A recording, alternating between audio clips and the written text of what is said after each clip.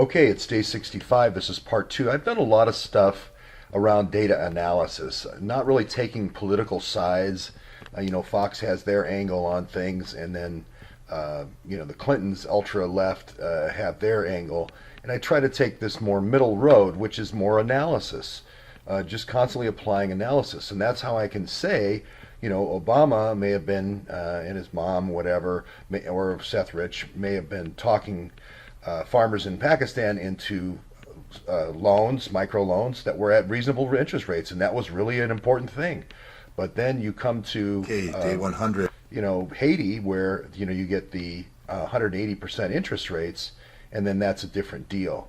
And when you start doing that, you get into the organ harvesting, and you get into this John Podesta type of stuff, and people toasting themselves over getting elites' organs. So I just wanted to say, I just really try to do a data analysis, and we're trying to get away from this rape, pillage, plunder mentality, and we're trying to divide kind of good liberals between people who throw liberals under the bus and use it for stuff like influence peddling, and even, hey, well, these prisoners aren't going to be using their organs in about an hour. Let's recover their organs. So I really want to emphasize that, because I'm proud of the work Obama did in Pakistan and Indonesia and the Philippines. I'm proud of the work that Seth Rich did in the Philippines and Pakistan and Afghanistan. So I'm just going to say that straight out. Now, I call it rice to sugar, with big quotation marks around sugar. The CIA starts people out on the rice, and then you end up with this, because people get in debt. They have to sell their kidney, and then as soon as you start doing the kidney thing, you're going to be right into this kind of thing, which is the prisoner really doesn't need his organs right now. But anyway, if you let it snow, let it snow, let it snow. Here's the cholera outbreak. Haiti had a cholera outbreak. Go back to Dr. Snow, right? If you don't remember Dr. Snow, just think of snow coming out of the Broad Street fountain here. And here's a guy who had no training. He wasn't an elite. He didn't go to Columbia Journalism School. But he said, hey, where are all these people dying? And he just put simple pins on the map, and he located this Broad Street fountain. And it was the birth of epidemiology. It was the birth of a whole new era of science. And the first thing I do is, and we had experts arguing for centuries over what caused cholera, but this guy figured it out by just putting pins on a map, and then he figured out upstream there was human waste going right, almost 100 yards upstream from this other place, a very large apartment complex. Anyway, he figured out cholera that way, and I've taken that over and over again. This is David Perdue, who's the junior senator from Georgia, and I'll get to that. Trump outlined this RAISE Act, R-A-I-S-E Act, and basically what he's saying, and it didn't get much attention when it first came out in August, but what he's saying here with the RAISE Act is or maybe that's R-A-S-E-I-E. What he's saying with the RAISE Act is, let's raise the bar for unskilled workers coming into the country. And let's go for the doctors and so forth. And I agree with that.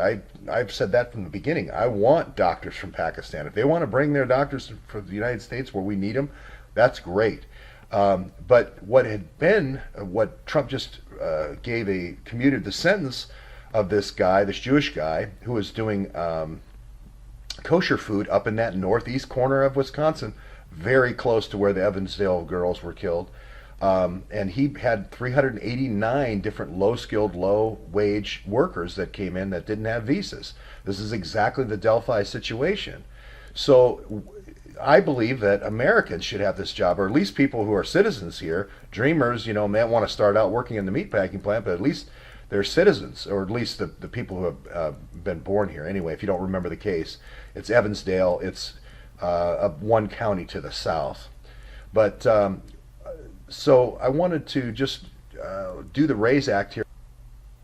Okay, here's the RAISE Act, which, as I mentioned before, Tom Cotton and David Perdue are sponsoring. But and I think it's going to get more momentum now. But this is basically a points-based immigration system versus chain migration. I think with all the terrorism of these people that are not educated, that come here, they're very ideological, are the key people who are committing these acts of terrorism. So This gives a point allocation if you're younger. You get more points, which makes sense. 22 to 25, this is after you're educated. 26 to 30, your prime earning years. So it makes sense. This was the same system that I had in Australia when I was thinking about Australian citizenship. And again, it really, if you have a STEM doctorate degree, it really gives you a lot of points there. So I say, give us all your mathematicians and programmers. These are the people I worked with from Pakistan and India at Sun Microsystems or China or wherever. But a big emphasis here is speaking English. If I am a CIA guy in a rice to sugar, in big quotation marks on the sugar, I don't want these people. I mean, I want a couple of these people so I can bring in a whole bunch of people with false ID to sell bad drugs in pain clinics, out the back door pain clinics, right? So, but I want really good people to come over from these different countries. Now, I think we should first try educating our own people. I remember how hard it was to get my son into medical school. I shouldn't talk about that, but and then he ended up passing with flying colors at Columbia. So, I mean, it was extremely difficult. I'll just say that, especially the University of California system. I guess I can make that comment. I know I'm going to pay for that. But the other ways is this English proficiency, which I think is a good idea. If you're a Nobel laureate, yeah, sure. If you want to give us your Nobel laureates, come on in. That's fine with me. Okay, and then your annual salary is high. Great. You know, buy one of Trump's condos and you want to pay taxes to support the schools and teachers. Great. Sounds good to me. And you're not going to occupy a lot of space in Trump's tower. That's fine. And so forth. So I think really, you need to just sit down with the point schedule that's outlined here and see if this is a good idea. Now, the only problem is that the credentials here have to be not fake. They have to be real. So yesterday I talked about this Usman Ashraf, and there's these two doctors. One's in Amarillo, Texas. Another one is in Indiana, near this National Islamic Center and so forth. And they both end up going to this medical school called Prince Edward Medical, or King Edward, King Edward Medical University in Pakistan, in Lahore. Very old, right after 1860, founded in 1860. And if you remember, the British East India Company, which turned into kind of this British Raj, made an awful lot of money with illegal drugs especially during the American Civil War and so forth. And this was where the science of actually getting opium into laudanum and getting it into morphine and all this kind of science was taking place. And this really was the kind of the developing cash cow, if you will, of the English elite. And the oldest son, which was Edward of Queen Victoria, started these Mayo hospitals. Now, this is a conspiracy theory. You know, the Mayo brothers in the United States were really two fakes. You know, it's really, an underground, Mayo hospital system. I don't believe that, but it would be a smart way to go if you were trying to do that. But again, this is where these doctors are coming from. Now, if these are great doctors, great.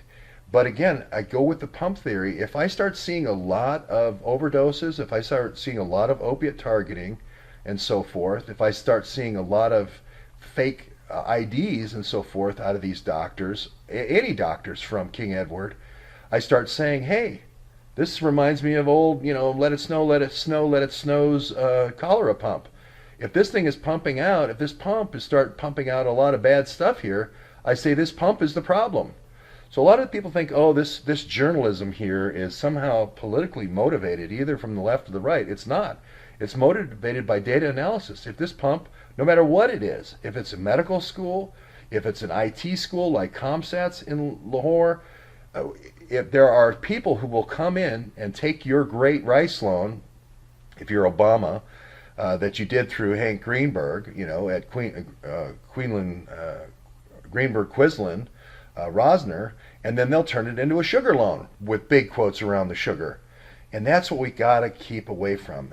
Pakistan just kicked out 29 different NGOs, which I am thinking, they're starting to get control of their country. And this rice to sugar conversion with big quotes on the sugar is starting to get a crackdown. And maybe that's Mattis, who knows. But again, let it snow. Data analysis. Let data analysis come to journalism.